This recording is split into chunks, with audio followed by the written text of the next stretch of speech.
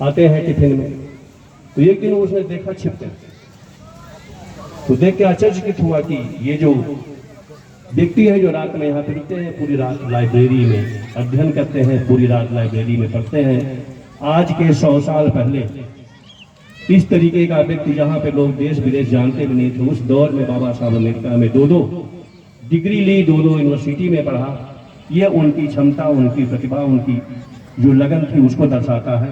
मैं उस व्यक्तित्व को, उस मनीषी को, उस युग दृष्टा को प्रणाम करता हूँ, वंदन करता हूँ, अभिनंदन करता हूँ कि ऐसे मनीषी हमारे देश में, हमारे समाज में पैदा हुए। बाबा साहब ने, जब हम लोग नेशनल मूवमेंट का देखते हैं, बाबा साहब की चिंता थी, उनकी चिंता जरूर थी कि देश आज़ाद हो, लेकिन उनकी चिंता ये भी थी कि हमारी पोजीशन क्या होगी, हमारे समाज की पोजीशन होगी, हमारे लोगों की क्या पोजीशन होगी, और इसके लिए वो बहुत चिंतित रहते।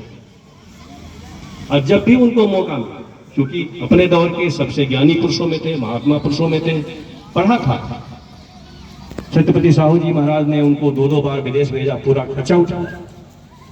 और जब उन्होंने संविधान की रचना की बात आई, आप समझिए अगर वो व्यवस्थाएं न होती, संविधान में वो चीजें न होती, तो शायद हम आप जो यहाँ पे हैं आज यहाँ पे नहीं होते। मुझे कहने में कोई संकोच नहीं है कि जो अधिकार हम लोगों को संविधान से मिला है, वो उसकी एक बार कल्पना अगर आप करें कि अगर न होता तो हम कहाँ पे होते।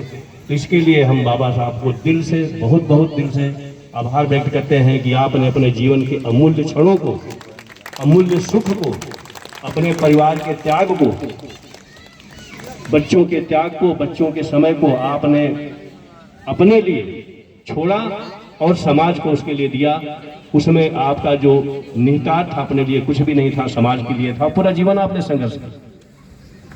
हमें इस बात को जरूर करना चाहिए कि वो जो उनकी विचार थी, अभी मैं आज ही देख रहा था, असीम सर ने लिखा था कि बाबा साहब के विचार को कि जो लोग पढ़े शायद नहीं किए, साथ में नहीं गए।